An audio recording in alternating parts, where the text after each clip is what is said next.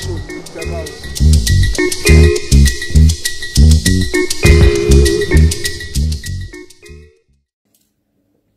Igwe ti ń ṣe ọmọ ọ̀dọ̀ lọ́dún ẹ̀ tipẹ́tipẹ́.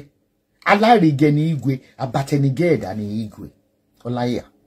Okay, jẹ́ kí n sọ fún ẹ, ìtò ṣe fún kì í ṣe ònìkan ló kọ́kọ́ máa fún ní mọ́tò nínú àwọn Lollywood. Why to? Because I don't know. Ọlọ́run ti fún ẹ lówó. MC Oluomo, ó kì í mú gbó, ó kì í mú sìgá, ó kì í mú ọtí. Kẹ́rí saka sọ pé attention seeker ni. There's something. Immediately ó yẹ kó sọ pé kó má record kó má dọ̀bálẹ̀ fún ẹ. Ara kata sọ yí pé ẹ̀yin olówó Nàìjíríà ń lò pẹ̀lú àwọn poor masses nìyẹn. The same thing làwọn tó ní religion, àwọn churches náà ń lò against àwọn tó jù wọn lọ. Tó máa kúnlẹ̀ fún wọn pé dádì tó máa gbé báàgì tẹ̀lé wọn lẹ́yìn, which is very, very wrong. We have to be civilized. Bí báyìí pé olóṣèlú wọ́n kó àwọn poor masses, wọ́n kó wọn lẹ́rú. Ẹ̀yin ọmọ garage kó wọn lẹ́rú. Churches kó wọn lẹ́rú. Mosque kó wọn lẹ́rú. You are using power and control. I don't even like people respecting me. I prefer people to call me by name. My name is Tukumbo. Auntie, mommy, that's their headache. Mi ò kó yẹn jẹ. Oye. Ọ̀lẹ́ni Igwe. Igwe ń ṣe oògùn, ó ń sàṣà wọn Nollywood. Over 6 people have reported into me. Láti 2 years mo ti ń gbọ́rọ̀ Igwe. Igwe wọ́n ń ṣe nǹkan rere lọ́dọ̀ níwájú Olaiya Igwe. Ó máa ń da site tó máa ti ń ṣe fíìmù, ó máa lọ ń dábẹ̀ tó ń bá fún lówó. He has turned himself to a terror. Torí pé n tó máa jẹ kò jẹ kó gbọ́n. Ṣó nìkan ní àgbàlagbà tó wà nínú Nollywood. I think when it started in the 80s, bí mi ò bá jù lọ inú kájọ jẹgbẹ́. Gbogbo ìgbà yẹn ìlà ẹnu ẹ̀ ó ṣe parapara mọ́ ẹnu ẹ̀ rí bọ́kùbọ́kù bí fùrọ̀ ẹlẹ́dẹ̀. Ó gbẹ báyìí. Ṣèbá ara wọn tán jọ bẹ̀rẹ̀ nígbà yìí. Àwọn bíi Jídé Kòsọ́kọ́. Ògògó. Kílè kejì ògògó yẹn náà. Quadri. Ìjọ wo lẹ rí kí kó máa dọ̀bálẹ̀ káàkiri. Law of karma is catching up on Olaiya Igwe. Ó ti ba ẹlẹ́bọ ni, ológun ní abatẹnijẹ́, ó máa ń sàṣà wọn Nollywood náà. Tí n bá sì tún email mi ní 2 years ago, wọ́n gbéṣẹ́ ìwà rẹpẹtẹ ni. Ntí ó jẹ kò jẹ kó gbọ́n. Ṣé bó o ṣe oore fún Akin Olaiya MC? Kí ló dé tó kí máa ṣó Akin Olaiya kó máa dọ̀bálẹ̀ bó ti jẹ́ pé inú kẹjọ jẹ́gbẹ́? Ṣé o ò fura pé aláyé bàjẹ́ ni Igwe ni? Ṣé o mọ̀ pé ìdọ̀bálẹ̀ tó dà fún ẹ ńgbà yẹn, ṣé o rí pé o fi sọ ẹ lẹ́nu? Kò ń ṣẹgbẹ́ ẹ̀ náà. Alálàńlá ẹran wo la àjẹ́ rí? Ṣèbí iṣẹ́ ìkan náà wọ́n jọ ṣe tí ògògó fi kọ́lé tó fi ní láárí. Ó ní Quadri ṣe tó fi ní láárí ìgbà kan náà gbogbo wọn jọ bẹ̀rẹ̀. Kí o béèrè pé kí ló dé tí ayé Olaiya Igwe ṣe bàjẹ́. Kẹ́ni má ní ẹ̀dá ni Igwe. Kò fẹ́ kọ́mọ kékeré ó dìde lójú rẹ̀. Mo ti níṣẹ́ lọ́wọ́ tipẹ́tipẹ́ mo kàn fi sí suspension ni. Ìtí Olaiya ó jẹ kò jẹ kó gbọ́n. Ẹni tó mú dé Amẹ́ríkà nígbà tó lọ kí ọmọ ẹ̀. Tó tún lu àwọn èèyàn ní jìbìtì bẹ́ẹ̀ níbẹ̀. Story Olaiya ò dára rárá. Igwe. Akin Olaiya ní ìsìn.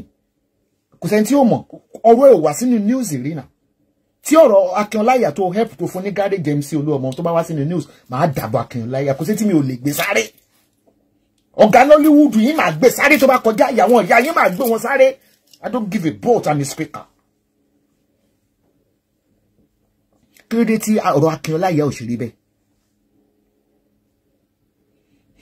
Wọ́n kọ́mẹ́ntì lórí Facebook, wọ́n ní ogun ìkàkùn ọwọ́ Igwe kan. Bí Igwe ó ṣe bá kú nìyẹn, bó gbé sínú góòdù kò lè ní láárí tó máa fi kú abaniláyọ̀jẹ́ ní Igwe. Ìyẹn lọ bẹ́ẹ̀. Mo ti fẹ́ sọ̀rọ̀ yẹn tipẹ́tipẹ́. Ó rántí bọ̀bọ́ kan náà tó pè láti Amẹ́ríkà náà tó ń pọ̀ fọ̀fun. Ntí Olaiya senior MC, mi mo seniority mo sha mo pe MC help. I'm not talking of it. MC low help. And the guy is not lousy. Olaiya is Igwe is lousy. Olaiya is not lousy. Mi mo bi ton fun garage si. But it's never been on the news. Why to get pé Igwe yìí nítorí tó máa jẹ tí kò jẹ kó gbọ́n ọpọlọ ẹ̀ ti jọba olóṣìkà onídìí gbánú bí ìdí akọ arapa kò fòbìnrin Nollywood kò fẹ́ rí wọn kan ṣoríire kò fọkùnrin inú Nollywood ó ṣẹnu tìpòrò bí ìfòrò ẹlẹ́dẹ̀ tí wọ́n tó ṣe. When I say vote Tinubu, I don't support any party.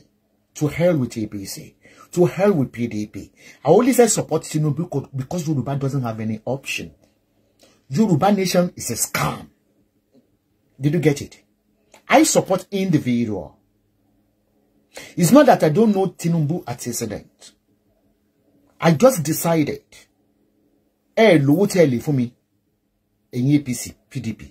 Ma pe lo owo eje lowo yin torí ìlú tó bá tin kidnapping tó bá tin pa yan tó tin kówó jẹ ẹ mọ̀ ìpín nemesis ni ẹ ń ṣiṣẹ́ lede àwọn ọmọ yin ni kálukú ni sì jèrè iṣẹ́ ọwọ́ ibi òun gbowó bí téèyàn bá tin kú mi òun gbowó bí tó tin kidnap tó kó àwọn èèyàn ò balẹ̀ mi òun gbowó bí tẹ́ tin yinra yín níbọn o mi òun gbowó bí tẹ́ tin kówó Nàìjíríà jẹ mi ò ní gba owó ọ̀fọ̀ ló máa bowó t'Ọlọ́run fún mi jẹ owó mímọ́ lówó tèmi owó iṣẹ́ ọwọ́ mi ni gbogbo yín lẹ máa rí mi tí bá wà nínú pákó tí mò ń kó ewé lọ́wọ́ mo máa dá múra bí bàbá sùwé ni mo máa dúdú mo eruku máa bò mí mọ́lẹ̀ iṣẹ́ ọ̀lẹ tọ́lẹ̀ jẹ́ lówó tí mo tẹ̀lé fún mi owó yín ò mọ̀